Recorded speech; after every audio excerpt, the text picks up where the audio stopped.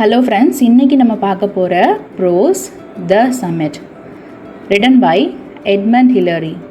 The prose unit is slightly adapted except from The Ascent of Everest by John Hunt. So இந்த pros எப்படி அப்படின்னா த ஆசென்ட் of Everest அப்படிங்கிற ஒரு work இருக்குது. அதை எழுதினவர் யாருன்னா ஜான் ஹண்ட். அதுலேருந்து எடுக்கப்பட்ட ஒரு சிறும்பகுதி தான் வந்துட்டு இந்த ப்ரோஸு. இதில் எக்ஸப்ட் அப்படிங்கிறது என்னென்னா சிறும்பகுதி, எக்ஸப்ட் கிடையாது, எக்ஸப்ட். இது வந்துட்டு குறும்பகுதி, அதுலேருந்து எடுக்கப்பட்ட குறும்பகுதி. Sir Edmund Hillary's own words tell how the summit of the Everest was reached. So இது இந்த ப்ரோஸ் வந்துட்டு எதை பற்றி டிஸ்கிரைப் பண்ணுது அப்படின்னா, எட்மண்ட் ஹில்லரி இருக்கார்ல, அவரோட ஓன் வார்த்தைகள். அவர் வந்துட்டு நாங்கள் எப்படி வந்துட்டு அந்த மலையை அடைஞ்சோம் அப்படிங்கிறது, எவரெஸ்ட் மலையை அடைஞ்சோம் அப்படிங்கிறது அவர் சொல்லுவார்ல, அதுதான் வந்துட்டு இந்த ப்ரோஸ் ஃபுல்லாக இருக்குது. பிக்சரில் பார்த்தீங்கன்னா கிளியராக சொல்லியிருப்பாங்க கால் அப்படிங்கிற பிளேஸ்லேருந்து எவரெஸ்ட்க்கு எப்படி ஏறினாங்க அப்படின்றது. அந்த எல்லோ கலர் ரவுண்ட் இருக்குல்ல, அங்கே தான் வந்துட்டு கேம்ப் 8 இருக்குது. ஸோ எட்மண்ட் ஹில்லரியும் டென்சிங்கும் வந்துட்டு அந்த ப்ளூ கலர் ஆரம் ஒர்க் போட்டிருக்குல்ல, அந்த வழியாக தான் ஏறி வந்துட்டு எவரெஸ்ட்டுக்கு போகிறாங்க.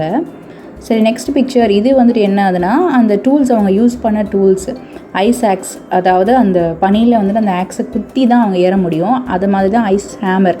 சில ஐஸ் வந்துட்டு ரொம்ப கஷ்டமாக இருக்கும், பிரேக் பண்ணுறதுக்கு கஷ்டமாக இருக்கும். ஸோ அதுக்கு இந்த ஐஸ் ஹேமர் யூஸ் பண்ணுறாங்க.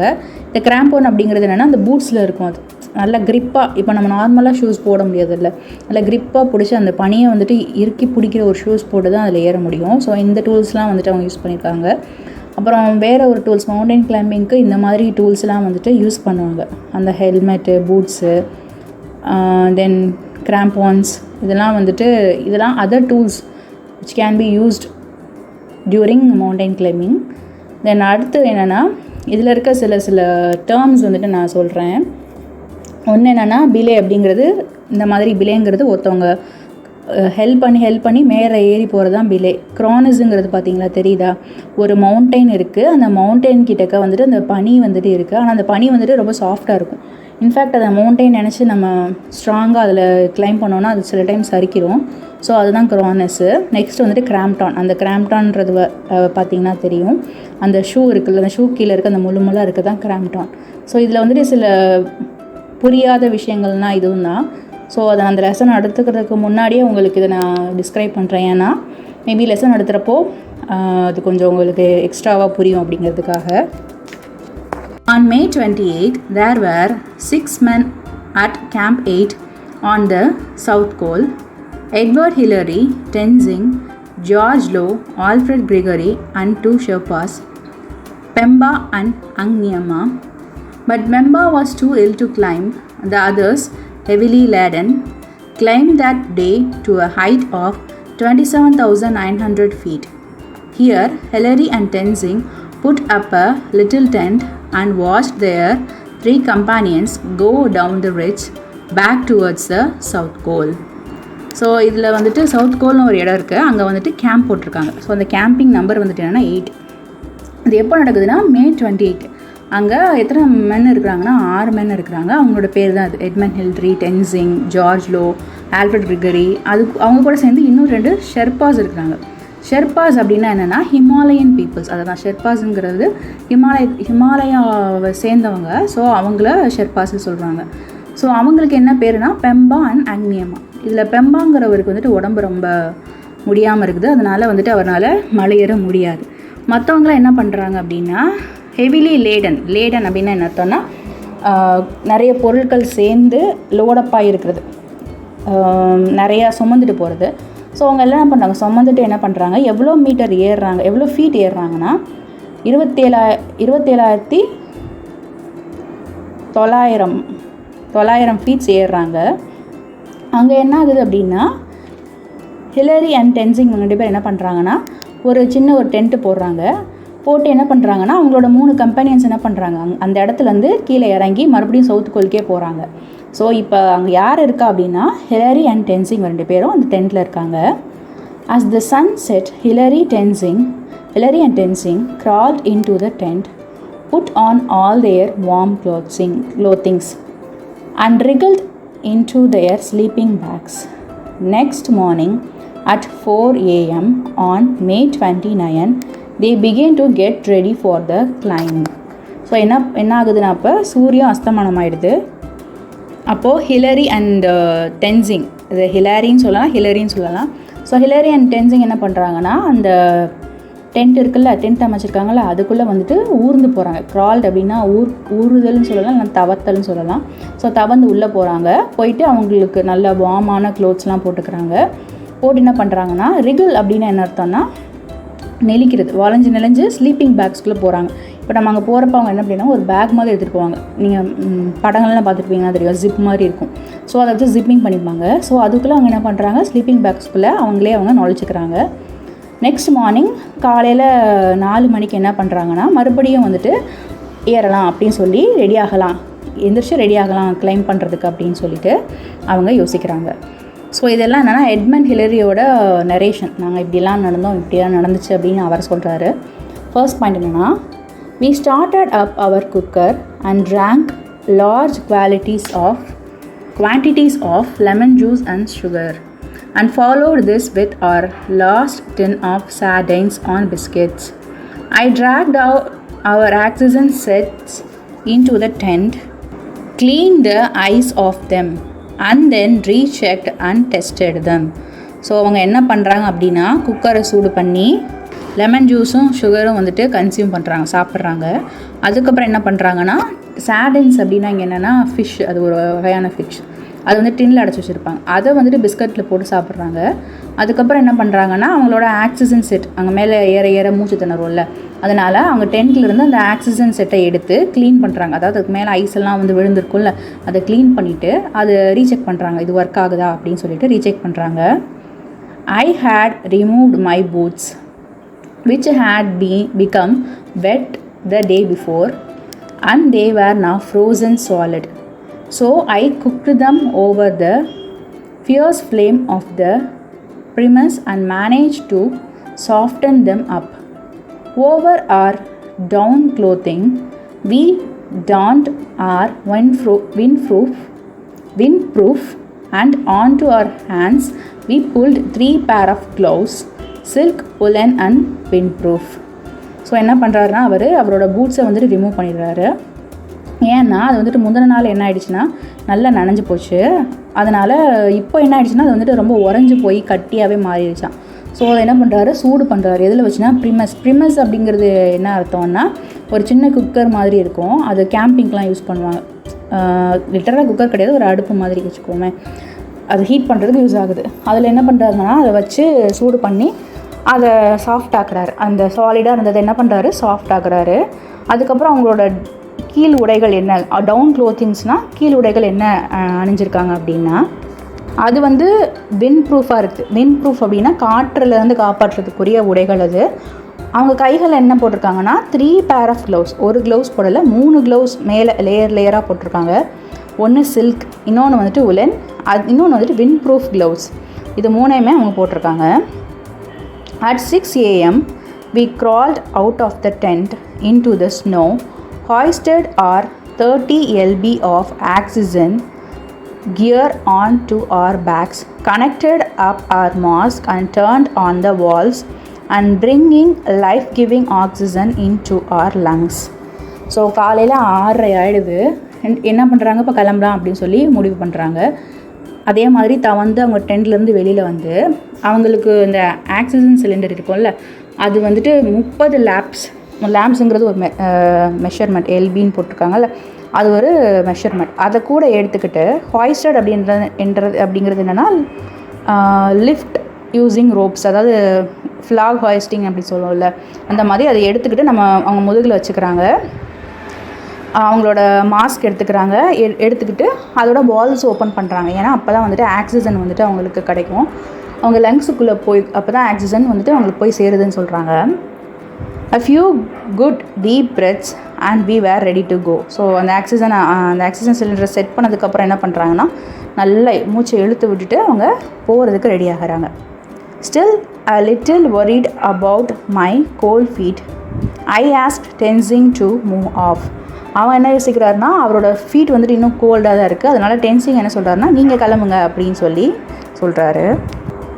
Tenzing kicked step in a long transverse back towards the ridge. and we reached its crest, where it forms a great snow bump at about 28,000 feet. From here, the ridge narrowed to a knife edge, and as my feet were now warm, I took over the lead. So இப்போ என்ன பண்ணுறாருன்னா, டென்சிங் தான் வந்துட்டு முன்னாடி போகிறாரு. Kicked steps அப்படின்னா என்ன சொல்கிறாங்கன்னா, முன்னாடி வந்துட்டு அவர் ட்ராவல் பண்ண ஆரம்பிக்கிறாரு. ட்ராவர்ஸ் அப்படின்னா என்ன அர்த்தம்னா குறுக்காக நடக்கிறது. ஸோ நடந்து போயிட்டு என்ன பண்ணுறாருன்னா அவரோட ரிட்ஜை அடைகிறாரு. அதுக்கப்புறம் என்ன ஆகுதுன்னா, இவங்க 2 பேரும் சேர்ந்து அந்த உச்சியை அடைகிறாங்க. அங்கே என்ன இருக்குன்னா, ஒரு கிரேட் ஸ்னோ பம்ப் இருக்குது. பம்ப்னா என்ன சொல்லுவாங்கன்னா, ஒரு அந்த இதுக்கு இப்போ ஒட்டகத்துக்கு மேலே இருக்கிற பம்ப், அந்த மாதிரி மவுண்டெயின் வந்துட்டு பம்பாக இருக்குது. அது எவ்வளோ ஃபீட்னா 2800 ஃபீட். அதை வந்துட்டு அவங்க கடந்து போகணும். ஸோ அங்கேருந்து என்ன ஆகுதுன்னா, அந்த ரிட்ஜ்னால் வந்துட்டு அந்த ஒடுக்கமான ஒரு பாதை. ஸோ அது வந்துட்டு எப்படி இருக்குன்னா, கத்தி மேலே நடக்கிற மாதிரி ஒரு நேரோவான ஷேப்பில் போயிட்டுருக்கு. இப்போ அவரோட கால் வந்துட்டு கூலிங்காக இருந்துச்சு, இல்லை இப்போ அது வார்ம் ஆயிடுச்சு. ஸோ அவர் என்ன சொல்கிறாருன்னா, நான் வந்துட்டு லீட் எடுத்து போகிறேன். இவங்க எப்படின்னா ஒருத்தவங்களாம் லீட் எடுத்து, இப்போ 2 பேர் போகிறாங்க, அங்கே ட்ராவல் பண்ணுறாங்கன்னா ஒருத்தவங்க லீட் எடுத்து இன்னொருத்தவங்களுக்கு கூட்டிகிட்டு போகணும். ஸோ சேர்ந்து தான் போக முடியும். ஸோ இவர் வார்ம் ஆனதுனால நான் லீட் எடுக்கிறேன்னு சொல்லி லீட் எடுத்து போகிறாரு. The soft snow made a route on top of the ridge both difficult and dangerous, which sometimes held my weight but often gave away suddenly. அங்கே பனி எப்படி இருக்குன்னா ரொம்ப சாஃப்டாக இருக்கான். ஸோ அந்த அந்த ரிட்ஜுக்கு நடந்து போகிறப்ப அந்த ரூட் எப்படி இருக்குது அப்படின்னா, அங்கே இருக்க ஸ்னோலாம் ரொம்ப சாஃப்டாக இருக்கான். ஸோ நல்லா சாஃப்டான ஸ்னோவில் வந்துட்டு நடக்கிறது வந்துட்டு ரொம்ப கஷ்டம். அதுவும் இல்லாமல் ரொம்ப ஆபத்தான ஒன்று. ஏன்னா சில டைம் வந்துட்டு அது அவரோட வெயிட்டை தாங்குதான், சில டைம் என்ன பண்ணுது, அவரோட வெயிட்டை தாங்க மாட்டேங்குது, டக்குன்னு அப்படியே உள்ளே இழுத்துருது. ஸோ அது வந்துட்டு கொஞ்சம் டேஞ்சரஸ்னு சொல்கிறாரு. After several 100 feet we came to a tiny hollow. So அவங்க என்ன பண்ணுறாங்க, ஒரு 100 அடி நடந்து போகிறாங்க. அப்போ அவங்களுக்கு என்ன அங்கே இருக்குன்னா, டைனி ஹாலோ அப்படின்னா வந்துட்டு இப்போ லிட்டரலாக ஒரு ஓட்டன்னு எடுத்துக்கோங்க, உளுந்த வடை மாதிரி ஷேப்னு எடுத்துக்கோங்க. ஸோ அந்த மாதிரி ஒரு ஹாலோவாக ஒரு பிளேஸ் வருது. And found there the 2 oxygen bottles left on the earlier attempts by Evans and Baldwin. So அங்கே என்ன இவங்களுக்கு கிடைக்குது, அந்த ஹாலோவில் என்ன கிடைக்குது அப்படின்னா 2 ஆக்சிஜன் பாட்டில் கிடைக்குது. அது யார் வந்துட்டு விட்டுட்டு போயிருக்காங்கன்னா, இதுக்கு முன்னாடி வந்துட்டு மலையேற வந்திருப்பாங்கல்ல ஒரு 2 பேர், அவங்க வந்துட்டு ஈவன்ஸ் அண்ட் பால்டிலின், இவங்க 2 பேர் விட்டுட்டு போனால் அங்கே ஆக்சிஜன் பாட்டில் இருக்குது. I scraped the ice off the gauges and was relieved to find that they still contain several hundred liters of oxygen. So இதில் காஜஸ் அப்படின்னா என்ன அர்த்தம், காஜஸ் அப்படின்னா என்ன அர்த்தம்னா மெஷரிங் இன்ஸ்ட்ருமெண்ட். ஸோ அவர் என்ன பண்ணுறாரு, அதில் எவ்வளோ இருக்குது அப்படின்னு கணக்கிறதுக்காக அந்த மெஷரிங் இன்ஸ்ட்ருமெண்ட் என்ன பண்ணுறாரு, அது மேலே இருக்க ஐஸ் எல்லாம் தொடச்சி விட்டு பார்க்குறாரு. ஸோ அப்போ அவருக்கு ரொம்ப ஒரு ரிலீஃபாக இருக்குது. என்னென்னா அதில் வந்துட்டு நிறையா ஆக்சிஜன் இருக்குது, செவரல் 100 லிட்டர் ஆக்சிஜன் இருக்குது. ஸோ அவங்க என்ன இப்போ வந்துட்டு அவங்க போயிட்டு திரும்பி வரப்போ சவுத்து கோலுக்கு அவங்க திரும்ப போகிறதுக்கு இந்த ஆக்சிஜன் வந்துட்டு யூஸ் ஆகும் அப்படின்னு சொல்லி அவர் நினைக்கிறாரு. I continued making the trail on up the ridge, leading up for the last 400 feet to the southern summit. So இவர் என்ன பண்ணுறாரு அப்படின்னா, ட்ரெயில் அப்படின்னா நேராக அப்படி நடந்து போவாங்களா, அதுதான் ட்ரெயிலில் போகிறாரு. இவங்கெல்லாம் ட்ரெயிலாக வாக் பண்ணிகிட்டே போயிட்டுருக்காங்க எங்கன்னா இந்த ரிட்ஜை நோக்கி. ஸோ அது வந்துட்டு எப்படின்னா ஒரு 400 feet சதன் சம்மிட்டுக்கு போகிறதுக்கு ஒரு 400 அடிக்கு வந்துட்டு இவர் தான் லீட் எடுத்து முன்னாடி போகிறாரு. The snow on this face was dangerous, but we persisted in our efforts to beat a trail up it. So அங்கே இருந்த ஸ்னோ வந்துட்டு ரொம்ப டேஞ்சராக இருந்தாலுமே கூட இவங்க பர்சிஸ்டட் அப்படின்னா தொடர்ந்து போகிறது. ஸோ அவங்க தொடர்ந்து என்ன பண்ணுறாங்க, அவங்களோட எஃபர்ட்டை போட்டு அந்த ட்ரையலில் வந்துட்டு போயிட்டே இருக்காங்க. ட்ரையல் மீன்ஸ் நேராக நடந்து போகிறது. ஸோ அவங்க நேராக என்ன பண்ணுறாங்க, ஒருத்தவங்க ஃபாலோ பண்ணி லீட் எடுத்து நடந்து போயிட்டே இருக்காங்க. We made frequent changes of lead. As I was stamping a trail in the deep snow, a section around me gave away and I slipped back through 3 or 4 of my steps. So இங்கே trial அப்படிங்கிறது not only நேராக நடந்து போகிறது, அது ஒரு equipment மாதிரி அதை வந்துட்டு ஹோல்டு பண்ணுறாங்க. அந்த ஸ்னோவில் வந்துட்டு ஹோல்ட் பண்ணி அவங்க அதை ஒரு லிட்டரலாக எப்படி சொல்லுது, ஹோல்ட் பண்ணி அது மூலமாக ஏறுவாங்க. அந்த மாதிரி தான் ட்ரையல் எக்யூப்மெண்ட். ஸோ இவர் என்ன பண்ணுறாருனா, இவங்களுக்குள்ளே வந்துட்டு சில டைம் வந்துட்டு அவர் முன்னாடி போகிறாரு, சில டைம் இவங்க முன்னாடி போகிறாங்க, மாற்றி முன்னாடி போய்க்கிறாங்க, சேஞ்ச் பண்ணிக்கிறாங்க. அப்போ என்ன பண்ணிக்கிறாங்க அப்படின்னா, அந்த ட்ரையலில் வந்துட்டு இவர் ஸ்டாம்ப் பண்ணி என்ன பண்ணுறாரு, அந்த டீப் ஸ்னோக்கில் அதை ஸ்டாம்ப் பண்ணுறாரு அப்படின்னா நல்லா குத்துறாரு. அப்போ என்ன ஆகுதுன்னா, சில நம்ம டைம் வந்துட்டு ஸ்னோவில் பார்த்தோம்னா, நடந்து போயிட்டுருக்க பார்த்தோம்னா லைட்டாக கொஞ்சம் கால் வச்சு சில சைடு வந்துட்டு சரிஞ்சு போயிடும்ல, அந்த மாதிரி சரிஞ்சு போகிறப்போ இவர் என்ன பண்ணுறாருன்னா, ஒரு 3-4 ஸ்டெப் என்ன பண்ணுறாரு, பின்னாடி ஸ்லிப் ஆயிடுறாரு. I discussed with Tenzing the advisability of going on, and he, although admitting that he felt unhappy about the snow condition, and finished with his familiar praise, just as you wish.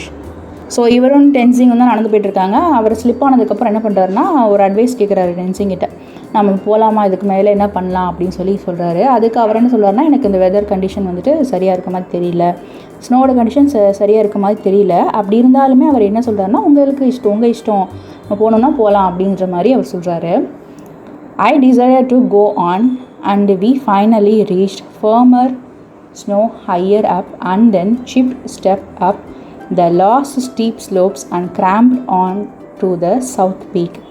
It was now 9 AM. So என்ன பண்ணுறாரு, சரி நம்ம போகலாம் அப்படின்னு சொல்லிட்டு இவர் decide பண்ணுறாரு. So இவங்க வந்துட்டு எந்த மாதிரியான ஸ்னோ கிட்ட ரீச் ஆகுறாங்கன்னா, இது வரைக்கும் சாஃப்டாக இருந்துச்சு, இப்போ ஃபார்மாக நல்ல கடினமான ஒரு ஸ்னோ இருக்கும்ல, அந்த ஏரியாவுக்கு இவங்க போயிட்டாங்க.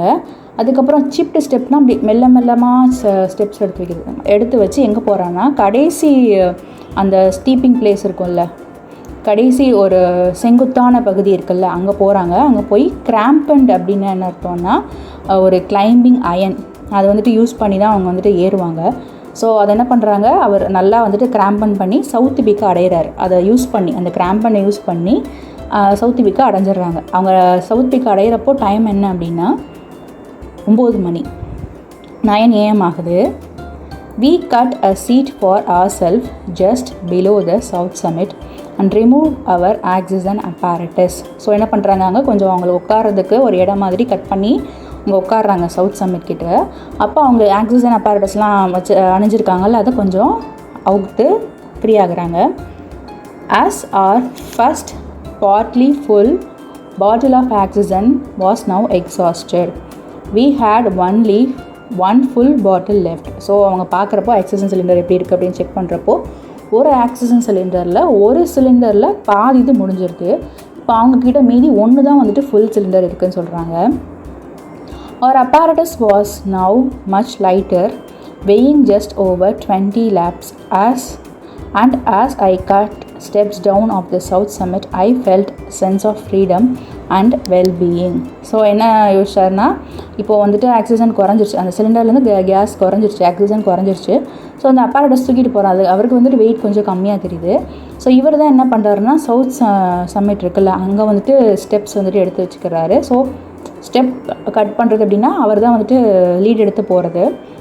அப்படி போகிறப்போ வந்துட்டு இவருக்கு என்ன தோணியிருக்கு அப்படின்னா, ரொம்ப ஃப்ரீடமாகவும் சந்தோஷமாகவும் இருக்கிறார். So he is taking the risk அப்படிங்கிறதுல அவர் வந்துட்டு ரொம்ப ஹாப்பியாக இருக்கிறாரு.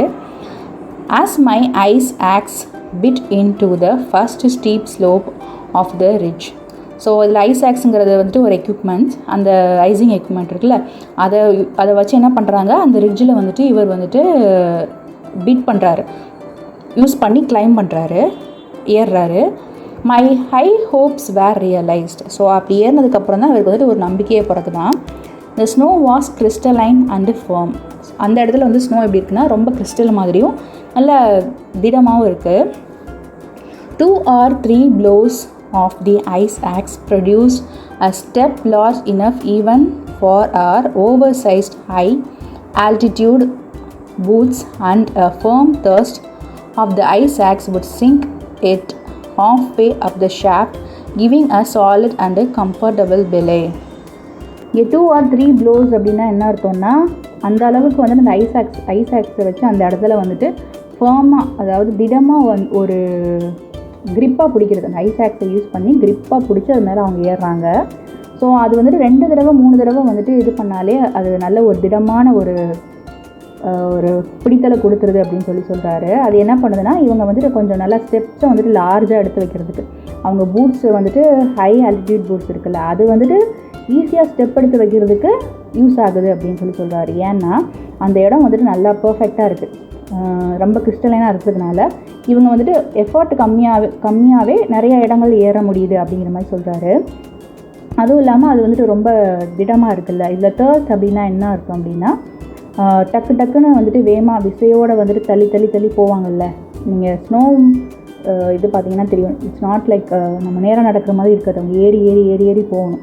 ஸோ அப்படி ஏறி போகிறதுக்கு வந்துட்டு நல்லா ஃபுல் ஃபோர்ஸ் யூஸ் பண்ணி போகணும். ஸோ அப்படி யூஸ் பண்ணுறப்போ இப்போ என்ன ஆகுதுன்னா, அவரோட ஷாஃப்ட்னா அப்படின்னா என்ன அர்த்தம்னா, ஒரு துளை மாதிரி இருக்கும், அதில் வந்துட்டு கட்டி தான் அவங்க வந்துட்டு ஏறுவாங்க. ஸோ என்ன ஆகுதுன்னா, இந்த மாதிரியான பிளேஸில் அவங்க ஈஸியாக வந்துட்டு அதை யூஸ் பண்ணி ஷாஃப்ட் பண்ணி ஏற முடியுது. அது உங்களுக்கு எப்படி இருக்குன்னா, giving a solid and comfortable play அப்படின்னா இறுக்கி கட்டி ஏறுறது. ஸோ அவங்க என்ன பண்ணுறாங்க, இந்த மாதிரி பிலே பண்ணுறதுக்கு அவங்க கடந்து போகிறதுக்கு வந்துட்டு அது ஈஸியாக இருக்குது அந்த இடம் அப்படின்னு சொல்கிறாரு. ஈஸினா ஈஸி கிடையாது, ஃபேர்மாக. ஆக்சுவலி பிலே அப்படிங்கிறது வந்துட்டு கடக்கிறது தான். நம்ம பிக்சர் கூட பார்த்தா தெரியும், நம்ம லெசனில் பிக்சர் கொடுத்துருக்காங்க. ஸோ பிலேயிங் அப்படிங்கன்னா அந்த இடத்துல வந்து இன்னொருத்துக்கு கடந்து போகிறது. அந்த இடத்துக்கு கடந்து போகிறதுக்கு இந்த கிறிஸ்டலைன் அண்ட் ஃபேர்ம் ஐஸ் வந்துட்டு ரொம்ப ஹெல்ப்ஃபுல்லாக இருக்குன்னு சொல்கிறாங்க. ஈஸியாக இல்லை, மற்ற இடங்களோட கம்பேர் பண்ணுறப்ப இது வந்துட்டு பெட்டர் அப்படின்னு சொல்கிறாரு. We moved one at a time. I would cut a 40-foot line of steps, tensing belaying me while I worked. So அவர் என்ன பண்ணுறாருன்னா, ஓவராலாக வந்துட்டு இவங்க என்ன பண்ணுறாங்க, மூவ் பண்ணிகிட்டே போகிறாங்க. இவர் என்ன பண்ணுறாருன்னா 40 ஃபுட் லைன், அதாவது 40 அடி வந்துட்டு இவர் என்ன பண்ணுறாரு, அந்த ஃபுட் நடந்து போகல அந்த லைன் வந்துட்டு இவர் கட் பண்ணுறாரு. இப்போ இவர் கட் பண்ணுறப்போ டென்சிங் என்ன பண்ணுறாருன்னா பிலே பண்ணுறாரு. அதாவது ஒருத்தவங்களுக்கு ஹெல்ப் பண்ணி அப்படி மேலே ஏறி போகிறாங்க. அவங்க ஒர்க் பண்ணுறப்போ இவர் வந்துட்டு ஹெல்ப் பண்ணுறாரு. Then in turn I would swing my shaft and put a few loops of the rope around it and Tenzing protected against a breaking step and would move up to me. Then once again as he belayed me, I would go on cutting. So இது என்ன பண்ணுறாங்க அப்படின்னா, இவரோட turn வரப்போ அதை இறுக்கமாக கட்டி அந்த ரோப்பை போட்டு அவங்க இன்னொருத்தவர் மேலே போகிறாரு. ஸோ இது வந்துட்டு அப்படி தான் கிளைம்பிங் பண்ணுறப்ப என்ன பண்ணோம், ஒருத்தவங்களாம் வந்துட்டு ஹெல்ப் பண்ணி முன்னேறி போகும். ஸோ இவர் என்ன பண்ணுறாரு, அந்த ஸ்டெப்பை பிரேக் பண்ணி மூவ் பண்ணுறப்போ டென்சிங் வந்துட்டு என்ன பண்ணுறாரு, பிலே பண்ணுறாரு. அதே மாதிரி டென்சிங் கட் பண்ணுறப்போ இவர் என்ன பண்ணுறாருன்னா பிலே பண்ணுறாரு. ஸோ இதே மாதிரி ஒருத்தவங்களாம் மாற்றி கட் பண்ணி பிலே பண்ணி போயிட்டே இருக்காங்க. In a number of places the overhanging ice cornices அப்படின்னா என்ன அர்த்தம்னா, நான் பிக்சர் காமிச்ச மாதிரி ஒரு மவுண்டெயின் இருக்குன்னா அதில் வந்து நிறைய பனி இருக்கும். அந்த கிளைமேட்டப்போ, நல்லா பனி பொழிகிற கிளைமேட்டப்போ நல்லா பனி பொழிஞ்சு எக்ஸ்ட்ரா வந்துட்டு பனி நிறையா இருக்கும். அந்த இடம் வந்து திடனாக இருக்காது, அதாவது ராக் மாதிரி இருக்காது, மலை மாதிரி இருக்காது, கொஞ்சம் சாஃப்டாக இருக்கும். ஸோ இங்கே வந்துட்டு நிறைய அந்த மாதிரி இருக்குதுன்னு சொல்கிறாரு. வேர் லார்ஜ்லி இண்டீட், ஆமாம் அந்த இடத்துல நிறையா இருக்குது. And in order to escape them I cut a line of steps down to where the snow met the rocks on the west. So அவர் என்ன பண்ணுறாரு, அந்த இடத்துலலாம் என்ன பண்ணுறாரு, ரொம்ப ஆழமாக அவர் வந்துட்டு கட் பண்ணி அந்த ஸ்னோ வந்துட்டு எங்கே அந்த ராக்கோடு சேர்ந்து போகுதோ அந்த ராக்கு மேலே தானே ஸ்னோ பதிஞ்சிருக்கு. ஸோ அந்த ராக்கில் வந்துட்டு அவர் டீப்பாக கட் பண்ணி அது மூலமாக அவங்க ட்ரையல் பண்ணி போகிறாங்க. It was a great thrill to look straight down this enormous rock face and to see 800 feet below us the tiny tents of Camp 4 in the western CWM. So அவர் என்ன பண்ணுறாரு, அங்கேருந்து அது கீழே பார்க்குறாரு. 8000 அடி கீழே வந்துட்டு யார் இருக்கா அப்படின்னா கேம்ப் 4ஓட டைனி டென்ட்ஸ் தெரியுது. ஸோ அது வந்துட்டு எங்கே இருக்குன்னா வெஸ்டர்ன் ஹாலோ சைட். CWM அப்படின்னா என்னென்னா hollow side of the hollow mountain side. So அந்த சைடில் இருக்கிறவங்கள வந்துட்டு இவரால் பார்க்க முடியுது, அந்த டென்ட்டை பார்க்க முடியுது. Scrambling on the rocks and cutting handfuls on the snow, we were able to shuffle past the difficult portions. அது ஸ்க்ராம்பிளிங் அப்படின்னா மேலே வேகமாக விறுவிறுன்னு ஏறுறது. ஸோ இவங்க என்ன பண்ணுறாங்க, இந்த மாதிரி ராக்ஸை கட் பண்ணி அந்த ஸ்னோவை வந்துட்டு கட் பண்ணி ஏறிட்டே இருக்கிறப்போ அவங்க டிஃபிகல்ட் போர்ஷன்ஸ் இருக்குல்ல அதெல்லாம் வந்துட்டு கடந்து அவங்க மேலே போயிட்டே இருக்காங்க அப்படின்னு சொல்கிறாங்க. On its east side was another cornice. So அந்த சைட்லேருந்து ஈஸ்ட் சைடு வந்துட்டு இன்னொரு க்ரானஸ் இருக்குது, இதே மாதிரி பனி நிறைஞ்ச பகுதி இருக்குது. And running up the 40 feet on the step was a narrow crack between the க்ரானஸ் and the rock. So அங்கே அதை தொடர்ந்து போகிறப்ப என்ன ஆகுதுன்னா, ஒரு 40 feet என்ன ஆகுதுன்னா ஒரு கிராக் இருக்குது. அது எங்கன்னா அந்த க்ரானஸ்க்கும் அந்த ராக்குக்கும் நடுவில் இருக்குது. Leaving Tenzing to belay me as best he could. So இவர் என்ன பண்ணுறாரு, டெனிசிங்கை வந்துட்டு பிலே பண்ண வைக்கிறாரு. I jumped back in to the crack. அவர் என்ன பண்ணுறாரு, கிராக்கு பின்னாடி வந்துட்டு தவறாரு. ஸோ டெனிசிங்கை பிலே பண்ண வச்சுட்டு இவர் வந்துட்டு I jammed my way back in to the crack. So இவர் என்ன பண்ணுறாருன்னா அந்த கிராக்கை வந்துட்டு கடக்கிறாரு. Then kicking backwards I sank the spikes of my crampons deep in to the frozen snow பிகைன் me and lever myself off the ground. So அவர் என்ன பண்ணுறாரு, அதில் ஜாம் பண்ணி ஏறி அங்கே போயிட்டு அந்த கிராம்பன்ஸ் அப்படின்னா அந்த பூட்ஸ் இருக்கும்ல, அந்த பனியில் வந்துட்டு நல்லா ஃபேர்மாக பிடிக்கிற ஒரு பூட்ஸ் இருக்குது. அங்கே போயிட்டு அவரோட ஸ்னோவில் வந்துட்டு அதை நல்லா இறுக்கமாக பிடிச்சி அந்த கிரவுண்டில் இவர் நிற்கிறாரு. நின்று அதுக்கப்புறம் யாரை இது பண்ண வைக்கிறாரு அப்படின்னா டென்சிங்கை வர வைக்கிறாரு. Taking advantage of every little rock hold and all of the forces of knee shoulder and arms I could muster. இதில் மஸ்டர் அப்படின்னா சப்போர்ட் பண்ணுறது. ஸோ என்ன பண்ணுறாரு, இந்த மாதிரி எங்கெங்கெல்லாம் வந்துட்டு ராக் இருக்கோ அங்கெல்லாம் வந்துட்டு இவர் ஹோல்டு பிடிக்கிறாரு. அந்த ஹோல்டு பண்ணால் தானே ஏற முடியும்.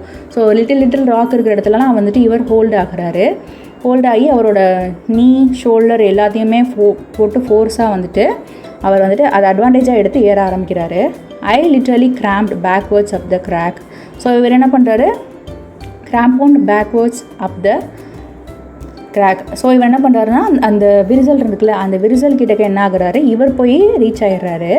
கிராம்ப் பண்ணால் அந்த கால் பதிக்கிறது, அந்த பூட்ஸ் வச்சு கால் பதிக்கிறது. Praying that the crampons would remain attach to the rock. So அவர் என்ன சொல்கிறாருன்னா அந்த க்ரானஸ் அந்த பனி வந்துட்டு இன்னும் வந்துட்டு அந்த ராக்கோட அட்டாச் ஆகிருக்கணும் அப்படின்னு சொல்லி அவர் ப்ரே பண்ணுறாரு. ஏன்னா வந்துட்டு என்ன ஆகுதுன்னா ஈஸியாக வந்துட்டு விழுந்துடலாம் அந்த இடத்துலேருந்து. My progress although slow was steady. So இவர் என்ன பண்ணுறாரு, அந்த இடத்துல ரொம்ப பொறுமையாகவும் நல்லா ஒரு ஸ்டெடியாகவும் நடந்து போகிறாரு.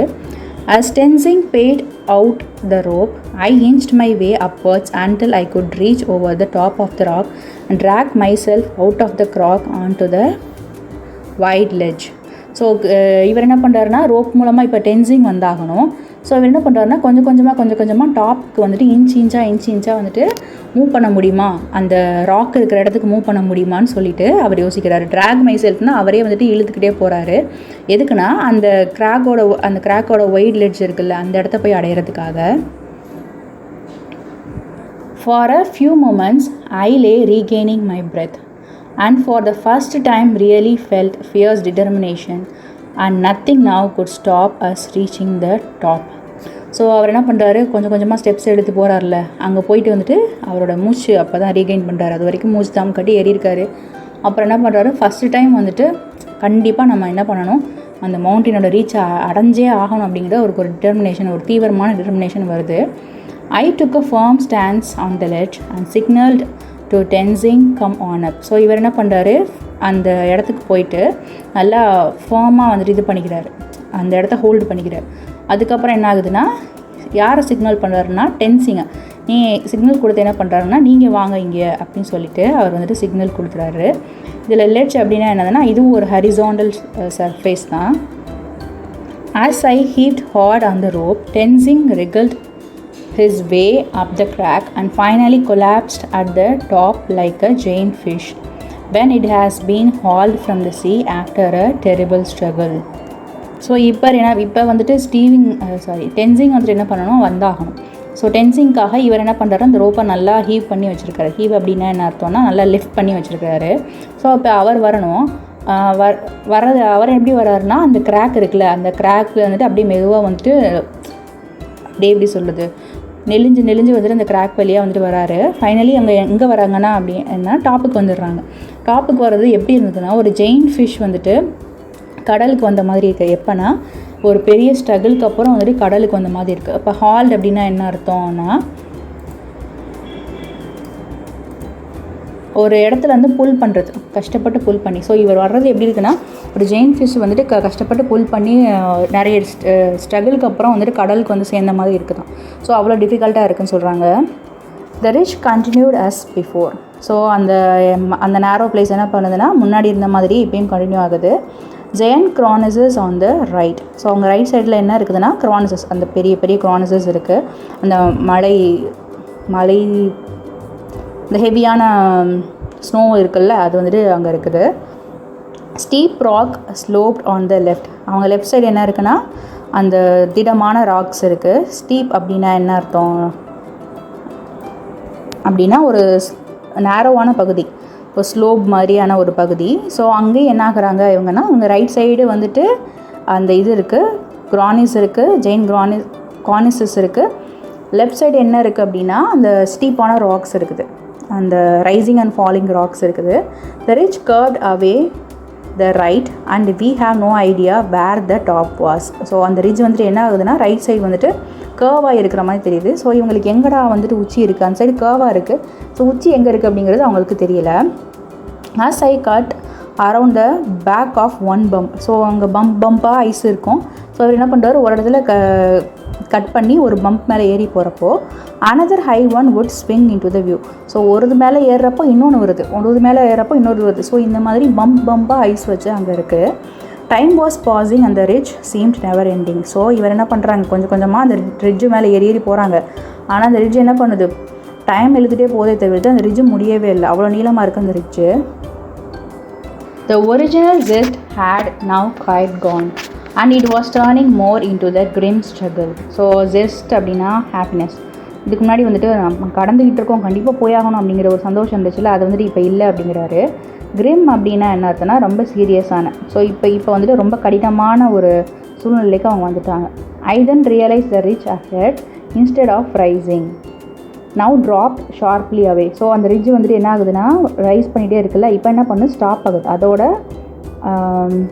ட்ராப் ஆகுது. அதாவது நேராகவே போயிட்டு இந்த ஷார்ப்பாக போகிறது இப்போ வந்துட்டு கீழே பெண்ட் ஆகுது. மலையை நீங்கள் இமேஜின் பண்ணிக்கோங்க, ஒரு மலை நேராக போயிட்டு அப்படி பெண்ட் ஆகும்ல, அந்த மாதிரி இமேஜின் பண்ணிக்கோங்க. I look upwards to see a narrow snow ridge running up to a snowy summit. So அவர் என்ன பண்ணுறாரு, அந்த நேரோவான ஸ்னோ ரிட்ஜ் வந்துட்டு எங்கே இருக்குதுன்னா எங்கே போகுது அப்படின்னா ஒரு சமிட்க்கு போகுது. சமிட்னால வந்துட்டு ஒரு உச்சி தான். A few more whacks of the ice axe in a firm snow and we stood on the top. இல்லை வேக்ஸ் அப்படின்னா என்ன அர்த்தம்னா நல்லா இறுக்கமாக வந்துட்டு ஐஸ் ஆக்ஸை வச்சு நல்லா இறுக்கமாக வலுவோடு அடித்து மேலே ஏறுறாங்க. ஏறுறப்போ வந்துட்டு என்ன ஆகுதுன்னா அங்கே ஸ்னோ வந்துட்டு ஃபார்மாக இருக்குது. அங்கேருந்து அவங்க என்ன அடிக்கிறாங்க, இது வரைக்கும் இந்த ரிட்ஜில் வந்து உச்சியே இல்லைன்னு சொல்கிறாங்க. இப்போ அந்த ரிட்ஜோட உச்சியை அவங்க அடைஞ்சிடுறாங்க. My first feelings were of relief that there were no more steps to cut, no more ridges to traverse and no more humps to tantalize us with the hopes of success. I looked at tensing in spite of balaclava, helmet, goggles and axes and masks, all encrusted with long icicles that concealed his face. There was no disgusting his grin of delight as he looked all around him. So அங்கே ஏறினோடனே இவருக்கு ஒரு மன நிம்மதி வருது. அந்த மன நிம்மதி எதுக்குன்னா, இனிமேல் வந்துட்டு நமக்கு ஸ்டெப்ஸை வந்து கட் பண்ணி ஏறணும்னு அவசியம் இல்லை. இந்த நேரோவான ரிட்ஜஸ் இருக்கும்ல, அங்கே போய் நம்ம குறுக்கு நெடுக்கமாக நடக்கணும்னு அவசியம் கிடையாது. எந்த ஒரு ஹம்ஸ் எதுவுமே வராது அப்படிங்கிறது இவருக்கு என்ன கொடுக்குதுன்னா, நம்ம இப்போ ஜெயிச்சிட்டோம் அப்படிங்கிற ஒரு நம்பிக்கை கொடுக்குது. இதில் டேண்டலைஸ் அப்படின்னு என்னென்னா, அதாவது இப்போ நம்ம ஏற போகிறோம், இந்த இந்த இதை அடைஞ்சிட போகிறோம்னு ஒரு ஆசை இருக்கும். ஆனால் அங்கே வந்துட்டு அடைஞ்சிருக்க மாட்டாங்க. ஸோ அந்த மாதிரியான ஒரு சக்ஸஸ் அப்படிங்கிற ஒரு ஃபீலிங்கை கொடுத்துட்டு, இல்லை இன்னும் நிறைய பார்த்து போக வேண்டியது இருக்குது, ஸோ அப்படிங்கிற ஃபீலிங்கை கொடுக்கும்ல. ஸோ அந்த மாதிரி எதுவுமே இல்லை, ஏன்னா அவங்க அடைஞ்சிட்டாங்க அந்த ஏரியாவை. இன்ஸ்பைட் ஆஃப் த பால்க்லெவான்னு நினைக்கிறேன் இதுக்கு பேர், ப்ரொனன்சியேஷன் பால்க்லெவா. அது வந்துட்டு ஒரு டைப் ஆஃப் ஹெல்மெட், அந்த கிளைம்பிங் பண்ணுறப்ப போட்டிருக்க ஹெல்மெட்டு. அவங்களோட காகிள்ஸ், அந்த கண்ணாடி, ஆக்சிஸ் அண்ட் மார்க்ஸ், இது எல்லாமே வந்துட்டு அந்த ஐஸுக்கு நடுவில் இருந்தாலுமே கூட அவரோட ஃபேஸில் இப்போ டிஸ்கிரைப் பண்ணுறாரு. யாரோடதுன்னா நம்ம டென்சிங்கோட ஃபேஸை. ஸோ அது மேலே ஐஸ் வந்துட்டு சுற்றி இருந்தாலும் கூட, அவரோட ஃபேஸ் எல்லாம் மறைச்சிருந்தாலும் கூட, ஆனால் வந்துட்டு அவரோட ஃபேஸில் இருக்க அந்த சந்தோஷத்தை வந்துட்டு மறைக்க முடியல. There was no disguising. அவர் உடம்பு மூஞ்சியில் இருக்க ஒரு டிலைட் அப்படின்னா ஒரு ஹாப்பினஸை வந்துட்டு மறைக்க முடியலை. அத்தனதும் கவராக இருந்தாலும் அந்த ஹாப்பினஸ் வெளியே தெரியுது அப்படின்னு சொல்கிறாரு. ஸோ அவர் லுக் ஆல் அரவுண்ட் ஹிம், சுற்றி பார்க்குறாரு. அப்பாடா நம்ம வந்து சேர்ந்துட்டோன்னு சுற்றி பார்க்குறாரு.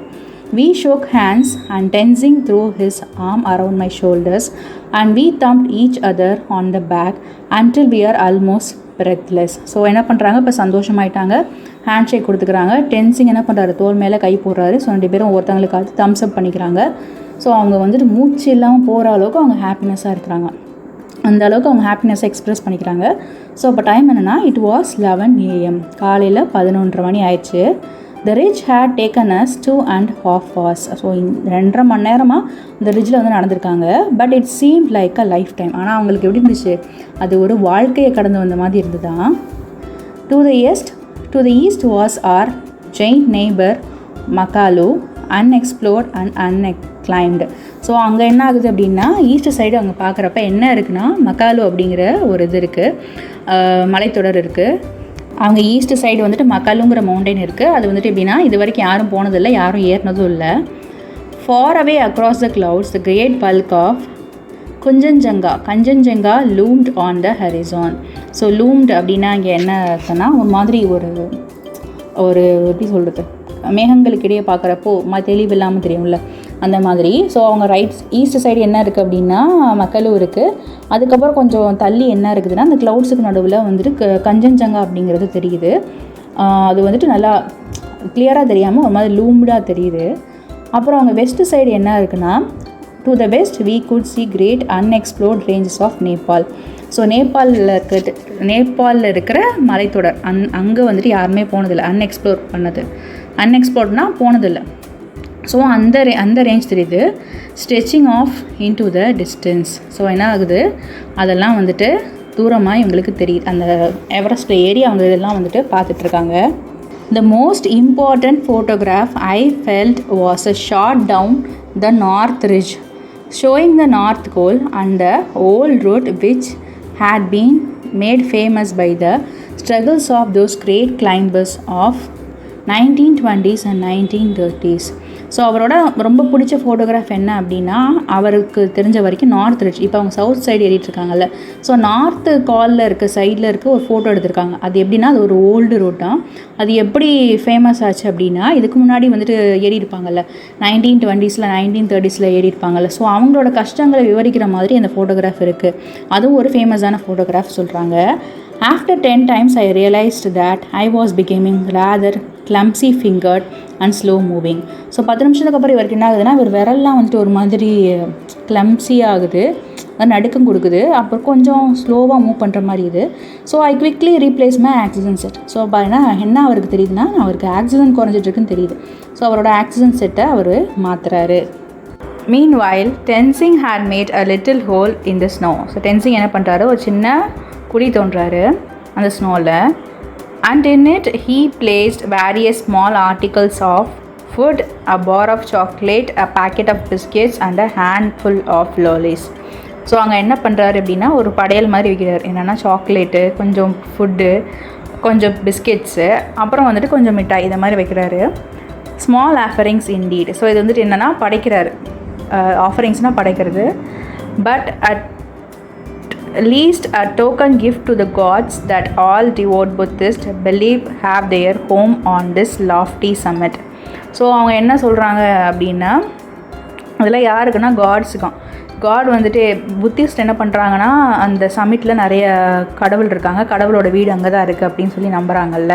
ஸோ அந்த கடவுள் வந்துட்டு இவ்வளோ தூரம் நம்மளை கூட்டிகிட்டு வந்து வச்சுருக்காங்க. ஸோ அதனால் அவங்களுக்கு ஒரு சின்ன ஆஃபரிங் மாதிரி வைக்கிறாரு. While we are together on the South Pole 2 days before, Colonel Hunt had given me a small crucifix which he had asked me to take to the top. So என்ன ஆகுதுன்னா, south கோலில் இருந்தப்போ 2 நாளைக்கு முன்னாடி அவங்க south கோலில் இருந்திருக்கிறாங்க. அப்போ அவருக்கு colonel ஹண்ட்ன்றவர் என்ன பண்ணுறாருனா, ஒரு சின்ன வந்துட்டு சிலுவை கொடுக்குறாரு. அதாவது கிறிஸ்டின் சிலுவை இருக்குல்ல, அது கொடுத்து நீ இதை டாப்புக்கு எடுத்துகிட்டு போ அப்படின்னு சொல்கிறாரு. I too made a hole in the snow and placed the crucifix beside Tenzing gifts. So Tenzing இந்த கிஃப்ட்ஸ்லாம் வச்சுருக்காருல, அதுக்கு பக்கத்தில் இவர் என்ன பண்ணுறாருனா, ஒரு சின்ன குழி தோண்டி அந்த சிலுவையை ஊண்டி வைக்கிறாரு. After 15 minutes, I moved down off the summit on our steps. So என்ன பண்ணுறாங்க, 15 நிமிஷம் அவங்க நல்லா என்ஜாய் பண்ணிவிட்டு அதுக்கப்புறம் என்ன பண்ணுறாங்க, மலையிலேருந்து கீழே இறங்குறாங்க. Wasting no time, we cramped along our tracks, spurred by the urgency of diminishing oxygen. So என்ன பண்ணுறாங்க, டைம் வேஸ்ட் பண்ணாமல் கீழே இறங்கணும் அப்படின்னு சொல்லிட்டு அவங்க ட்ராக்கில் வந்துட்டு நல்லா காலை பதிச்சு இறங்குறாங்க. அந்த கிராம்பண்ட்னா அந்த பூட்ஸை வச்சு பதிச்சு இறங்குறாங்க. ஸோ ஸ்பர்ட் அப்படின்னான்றது என்கரேஜ் பண்ணுறது, ஒருத்தவங்களை வேகமாக மூவ் பண்ண சொல்லி என்கரேஜ் பண்ணுறது. ஸோ எதுக்காக அவங்க என்கரேஜ் பண்ணி நடக்கிறாங்க அப்படின்னா, ஆக்சிஜன் வந்துட்டு குறைஞ்சிட்டே வருது. ஆக்சிஜன் இருந்தால் தான் அவங்களால மூச்சு விட முடியும். ஸோ குறைஞ்சிட்டே வருது. We scrambled cautiously over the rock traverse, moved one at a time over shaky snow section, and finally cramping up our steps and back onto the south peak. So அவங்க என்ன பண்ணுறாங்க, மெதுவாக வந்துட்டு கொஞ்சம் கொஞ்சமாக கீழே இறங்கி அந்த ராக்கில் இறங்கி அங்கே அந்த ஸ்னோஸ் இருக்குல்ல, அந்த ஷேக்கி ஸ்னோஸ் இருக்குல்ல, அந்த இடத்துலலாம் வந்துட்டு ரொம்ப கவனமாக நடந்து வராங்க. கடைசியாக என்ன ஆகுறாங்கன்னா, அவங்க ஸ்டெப்ஸ் எடுத்து வச்சு சவுத் பீக்கை வந்து அடைஞ்சிடுறாங்க. We were now very tired but moved down to the 2 reserve cylinders on the ridge. So என்ன பண்ணுறாங்க, இப்போ ரொம்ப டயர்டாக இருக்காங்க. ஸோ முன்னாடி சொன்னாங்களே அந்த 2 சிலிண்டர் இருக்குதுன்னு சொல்லிட்டு, ஸோ அங்கே போயிட்டாங்க இவங்க. As we were only a short distance from camp and had a few liters of oxygen left in our bottles.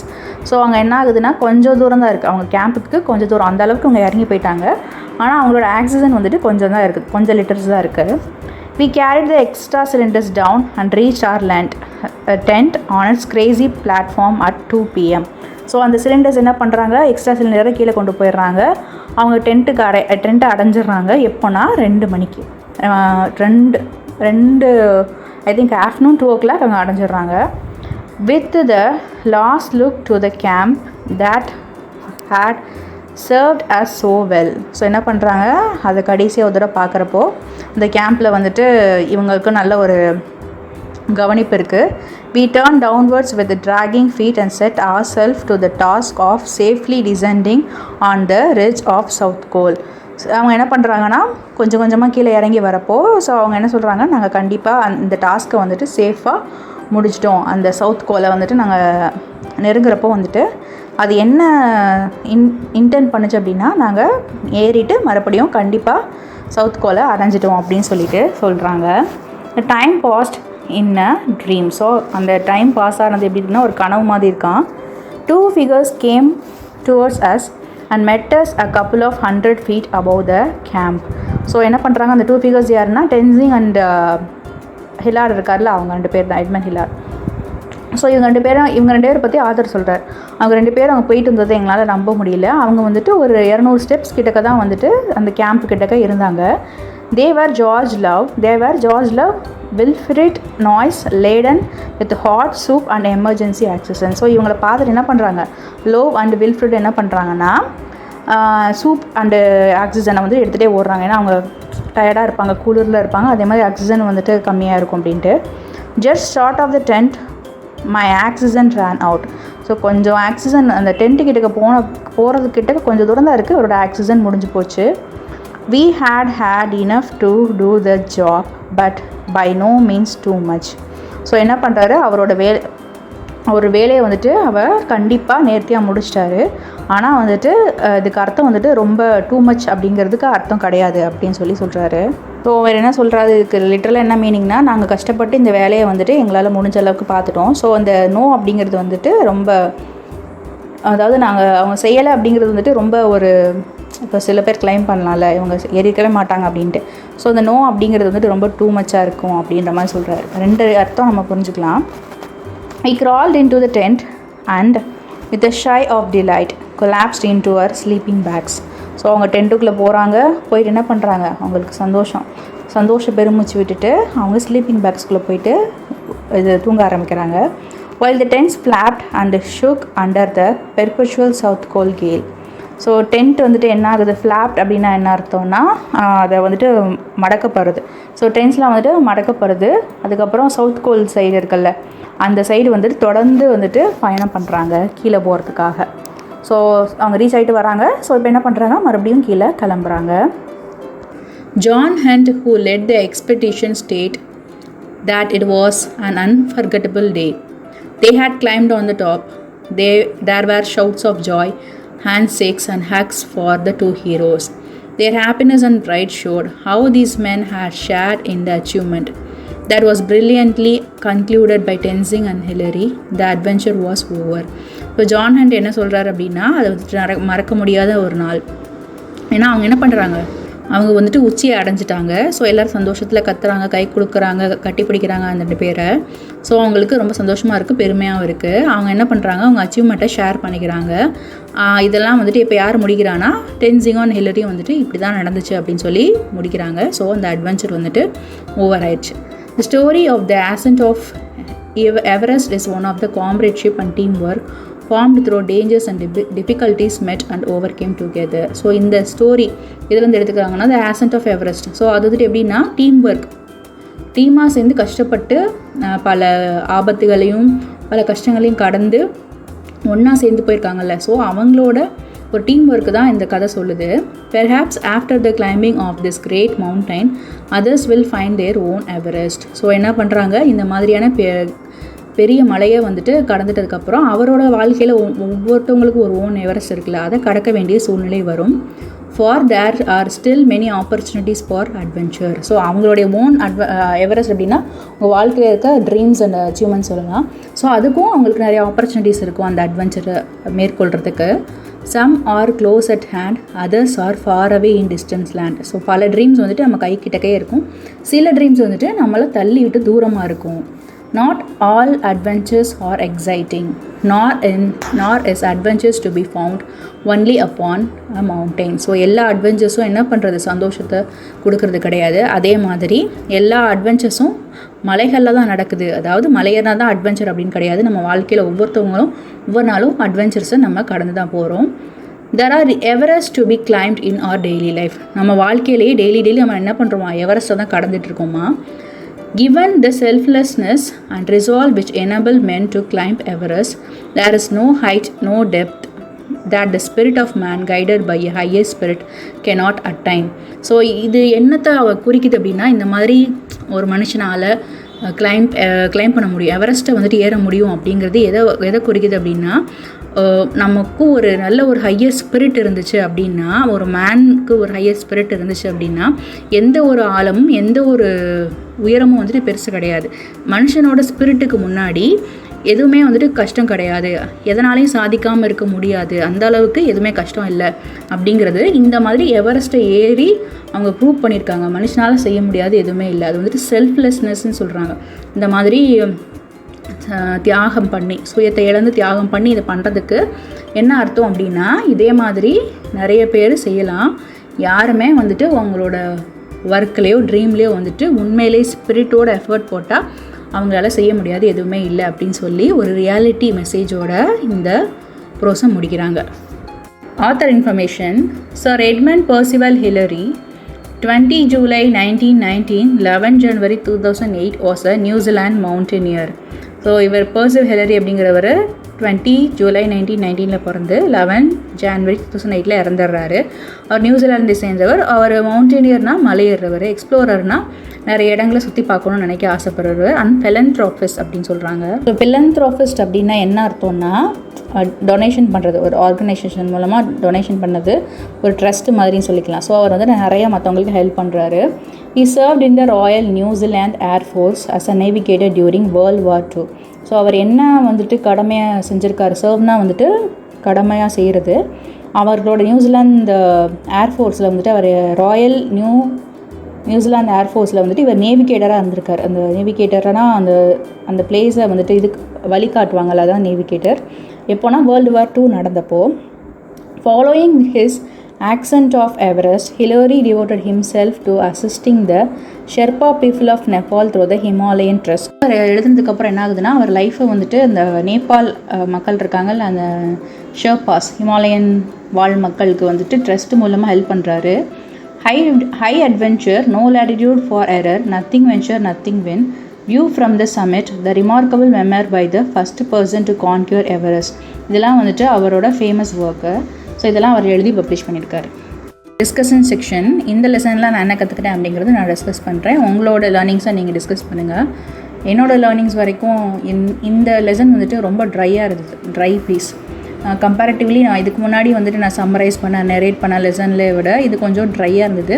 And moreover இந்த ஹிமாலயாஸில் வந்துட்டு ஏறணும்னு நினைக்கிறவங்க, அந்த மவுண்டெயின் கிளைம்பிங் இருக்குல்ல, கிளைம்பிங்கில் இன்ட்ரெஸ்ட்டாக இருக்கிறவங்களுக்கு இந்த லெசன் வந்துட்டு ரொம்ப பிடிக்குமா இருக்கும். அண்ட் மோரோவர் நிறைய டெக்னிக்கல் டேர்ம்ஸாக இருந்தது. அந்த மவுண்டெயின் கிளைம்பிங்குரிய அந்த டூல்ஸு, அந்த டெக்னிக்கல் டேர்ம்ஸ் இதெல்லாம் இருந்தது.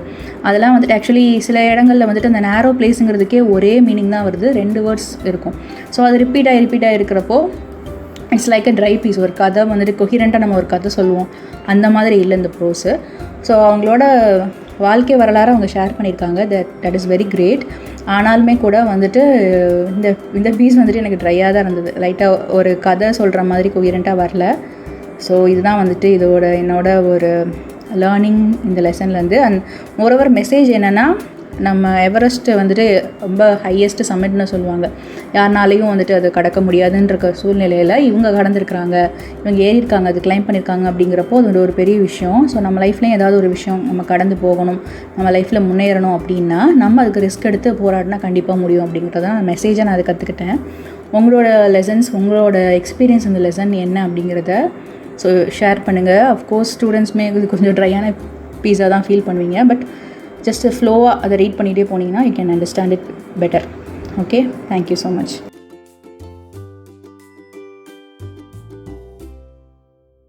இந்த சேனலில் நான் டிஎன் சிலபஸ், இங்கிலீஷ் லெசன்ஸ் எல்லாமே அப்டேட் பண்ணுவேன். நீங்கள் இதை யூஸ் பண்ணிக்கோங்க. நீங்கள் அந்த லெசன்ஸை வாட்ச் பண்ணி இதில் ஏதாவது மிஸ்டேக் இருக்குது, இதில் இந்த இடத்துல எப்படி வந்திருந்தா இது கரெக்டாக இருக்கும் அப்படின்னு எதுவாக இருந்தாலும் கமெண்ட் செக்ஷனில் மென்ஷன் பண்ணுங்கள். விமர்சனங்கள் வரவேற்கப்படுகிறது. அதே மாதிரி உங்கள் ஃப்ரெண்ட்ஸ் யாராவது இருந்தாங்க அப்படின்னா இந்த சேனலில் வந்துட்டு நீங்கள் அனுப்பி, அவங்களுக்கு யூஸ்ஃபுல்லாக இருந்தது அப்படின்னா நீங்கள் அனுப்பி ஷேர் பண்ணிக்கோங்க. Wishing you abundance in knowledge. Thank you so much.